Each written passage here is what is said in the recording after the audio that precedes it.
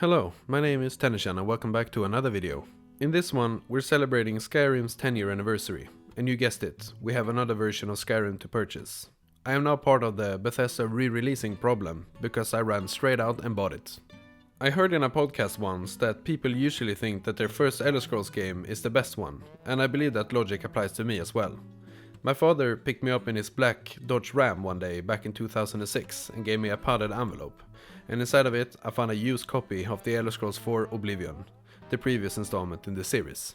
Word had started spreading around school about this game called The Elder Scrolls Oblivion that was so fully realized you couldn't even tell it apart from reality.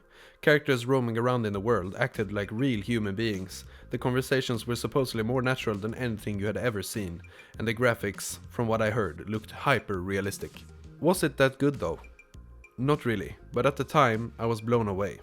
Oblivion didn't really live up to my expectations over time, but it's still one of my favorite games.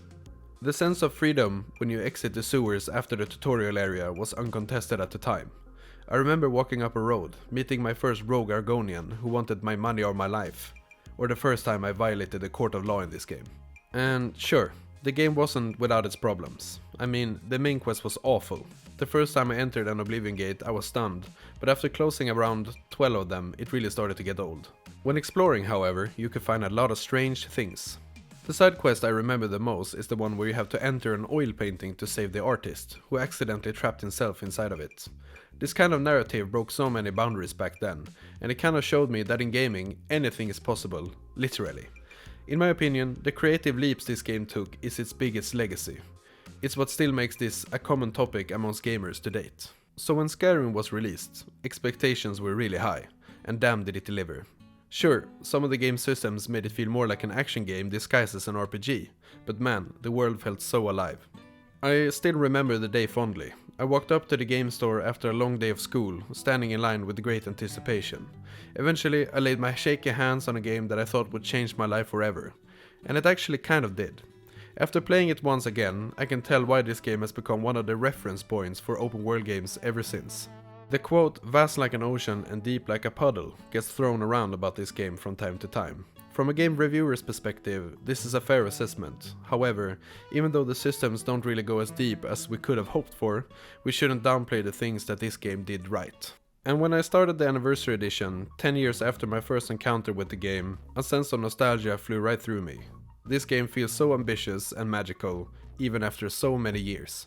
At night when I'm too tired to play more involved games like Halo Infinite or Dota 2, I often turn on Skyrim for a little bit, because it can be played quite casually.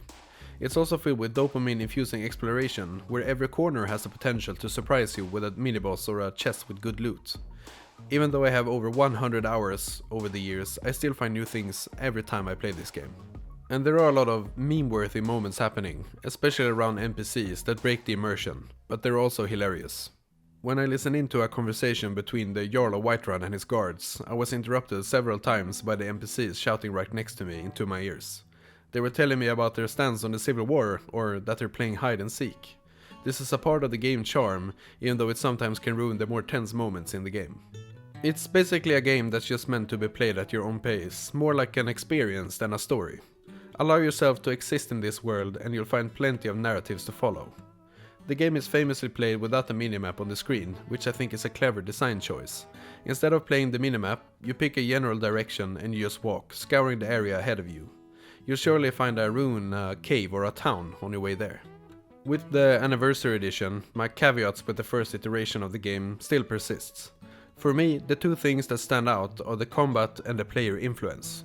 Firstly, there's almost no depth to the battles. You just swing away and hope that you actually hit the enemies. There's rarely a sense of completion when beating a difficult boss, for sure.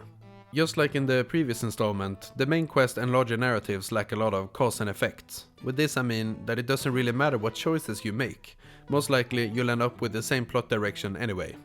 I'm fully aware that I'm asking much from a 10-year-old game, and it doesn't take away too much from the player experience. However, it does affect the replayability slightly, because the illusion that the player individual choices have an effect on the narratives disappear quickly. So let's talk about the game's impact and legacy. It would be fair to say that Skyrim quickly established itself as the open world RPG reference points for all games in the same genre.